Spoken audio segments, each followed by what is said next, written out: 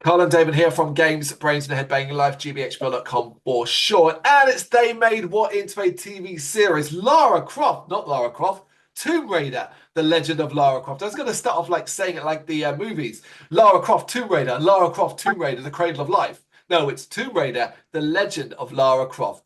We're up to episode number 5. I am going to struggle to say this. Whanaungatanga. That, I won't be saying that again. Directed by Cassie Urban and written by Shakira Presley. Okay, different right here, notably. Tasha Ho, who has been obviously the showrunner, been pretty much the writer throughout, handed the reins over to Shakira Presley here. What if that's to do with the sort of location, maybe? Because it's basically an episode set in Iran. Yeah, I mean, it's always a worry when they change writers because obviously are they going to get the same sort of balance? But as you said, it could be maybe she's more familiar with the area. It not even that. It could just be the particular point and storytelling aspect. It depends how closely they work together. You know, when they Yeah, sort of change writers, I very much like she might be on the head of the head of the paper, but I imagine Tasha Hyo is the showrunner. Like, so I mean, yeah. like that was what was important. So Laura has arrived in Iran and sought out a man named Captain, aka Leo, who she met 5 years before in Ohio. She has a lot of, he has a lot of love for Jonah. So upon hearing that he may be in trouble, he agrees to fly out over the airspace of Parasagadi. I am gonna these places, man, these places. Sid reveals to Lara that they should focus on where Charles's escape route might be, following him and getting a stone. In the airplane, Lara and Leo have a laugh over Jonah before Leo drops a crate out the back. And this is Lara's cue, thanks him for a ride, and jumps out the airplane. She catches up with the crate, which has its own parachute. However, as she closes in on it, a massive explosion from the ground knocks her off course. So I was like, oh, I like that. It was like, oh, okay, you got the stone, you got the third stone then. Like it's clear you got it, you know? She gets to the ground eventually and witnesses a big plume of smoke rising from the site. Realizing that Charles has combined the latest stone, the crate now lands and inside is a motorbike. Laura rides into town, finding death and destruction. Wherever these stones go, chaos follows. And seeing a train leaving that has Jonah and Charles on it. She takes off after them, but chaos isn't done and the town begins to crumble around her. She catches up with the train though, gets aboard, finding that everyone there is controlled by the stones. So now we got a fun little sequence of action stuff on this train. I love this. I just love this whole episode. I think it's fast paced from the beginning. I love that we didn't do a dragged out Iran like exploring around. We're just there. He's got the stone. The town gets fucked up. Here's the train, and Laura's aboard it. You know? Yeah, I mean, what makes an episode strong or a series strong is the fact that it doesn't have to show you him getting the stone. You immediately know what's happened, Yeah. and it skips that entire sequence, and you don't need to see it. We don't need Uh, to see it. I agree. Lara confronts Charles, who is enjoying a meal, and even fires an arrow at him, but Charles uses his mind control to put someone in his way. Not wanting to hurt anyone else, Lara implores Charles to stop, pointing out that destroying Trinity didn't actually help her. And that's a very good point. Considering at this point she destroyed Trinity. Sorry, game fans. Spoilers, Lara beats Trinity in the end. Um, but she's not like she beat Trinity. She got revenge for her father. Doesn't seem to have helped her, does it? oh, Charles has a moment, but rises up and declares he will do anything to stop the light, no matter the cost.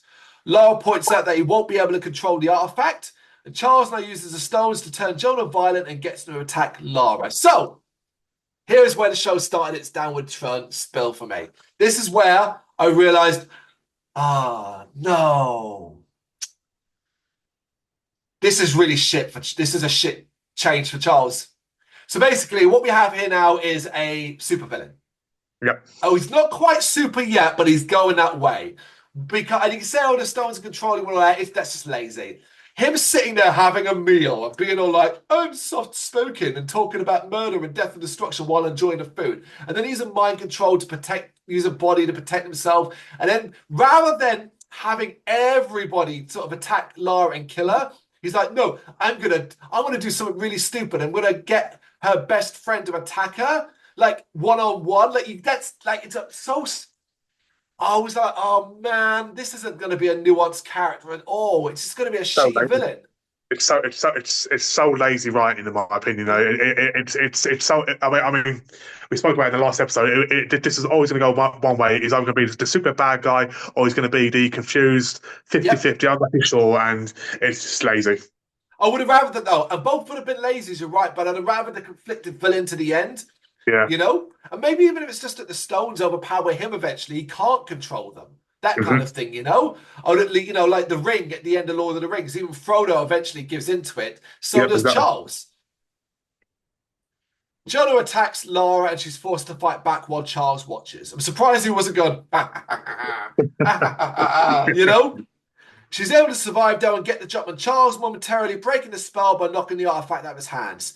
The chaos and desperation of the three people allows Charles to get hold of it though and repossess everyone but Jonah. So I like this. I like the fact when everyone breaks out of their spell, they're not all like, oh, what happened? Like they start to panic Yeah. that because they don't know where they are, they don't know how they got there. The last thing they remember might have been sitting at home having dinner. Now suddenly they're on a speeding train surrounded by these white devils. Something Yeah. like I quite liked it. I thought it was really cleverly done. What I Yeah. didn't like was him being able to. What I didn't like was him repossessing everybody, but Jonah. So why was Yeah. Jonah special?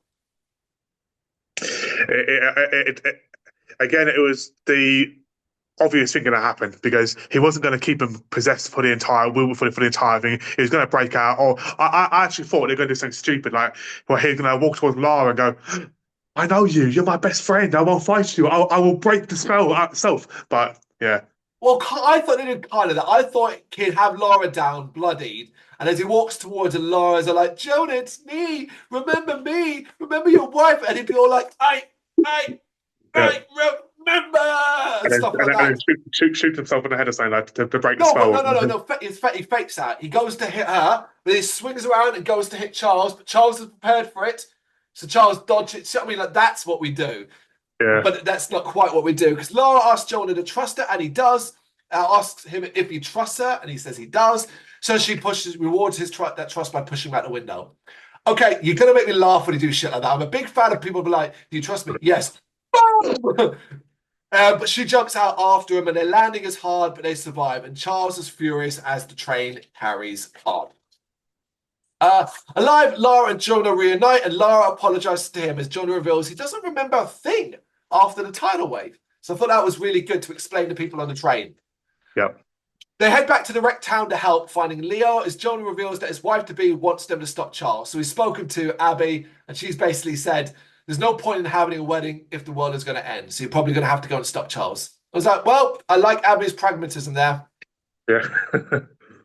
Content and Zip, who reveals with help from Camilla, Charles's backstory that saw him go off the rails as a kid, becoming a legionnaire, then a mercenary, disappearing until he reappeared at Croft's Manor. He has 3 out of 4 of the stones, and Jonah thinks that Charles is going after the Greed Stone, which he vaguely remembers Charles mentioning Zulu. So Africa, basically. It's too vague, though.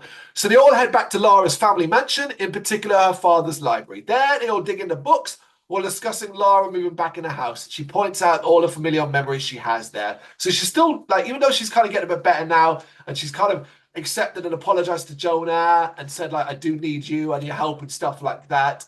The family thing's still there. Like, she still sees the mansion as her father's mansion, not hers. Obviously, we know that's going to change. Jonah arrives and is disgusting. She finally realizes that Charles wasn't talking about Zulu. He was talking about the Battle of Zuhulu. I can't pronounce it properly, folks. I'm sorry. It's a mythical battle that supposedly did actually happen. Mythical. Basically, historians think it happened, but nobody knows quite where. But it could be responsible for the creation of China back in the day. Very fascinating read. One thing this show does really well is it tells you something and you want to then go read up about that thing. Yeah. Connecting the battle with a legend about a black stone, they realize this battle location is where the last stone is. But a tremor disturbs them, and going outside, they see the sky is black and the birds are falling out of the sky. It's almost game over for the world. And I like this because what I thought was, end times, biblical. Sweet, that ties in the Templarship. Yeah. God and all that, right? Yeah, definitely. Yeah. It's time to go, and Laura isn't going alone this time. Zip also gives her boxes that he hopes will be able to contain the stone's power. So Zip's been busy creating sort of things that can contain the stone's power. Finally, we see Camilla is watching a video of the leaders of the light boarding a plane. It seems as though Charles is right as they're about to make a glorious return. So the light are still around. This is a good episode for action. The train fights and stuff on the train is entertaining to a degree. I just got really worried about what I was seeing them doing with Charles. Now, this, unfortunately, is going to get worse as it goes on, but I was glad that we didn't have, like, the reuniting with Jonah. It's all happened quite early on. I'm glad it wasn't dragged out, and it felt like this continues to move the story forward. Charles getting the third stone. Charles winning. Even though she gets Jonah, Charles is winning this fight. And I think this episode does a good job of showing how up against it they are. Yeah, again, so I did enjoy a bit episodes, minus the bit we discussed on the train. Again, it's a lot more development in Lara's character. The fact that she's now willing, she now knows she actually can't do it by herself. Yeah. And yes, and I'm looking forward to the next episode, even though I'm pretty sure I know what's going to happen with the That is episode number 5. I'm not saying it. It's a really, really difficult word to pronounce. But episode number 5, you got any thoughts that you know what to do? Let us know in the comments. Thank you very much for watching. If you'd like to see more content like this, please consider hitting the subscribe button. It is gratefully appreciated. You can find us over at gbhbl.com, our full website where reviews, news and so much more goes up daily. We're also on all social media platforms, Facebook, Instagram, Twitter, Threads, at GBHBL. Just search for GBHBL and you will find us out there. We also have merchandise on sale. You can access the shop via the website.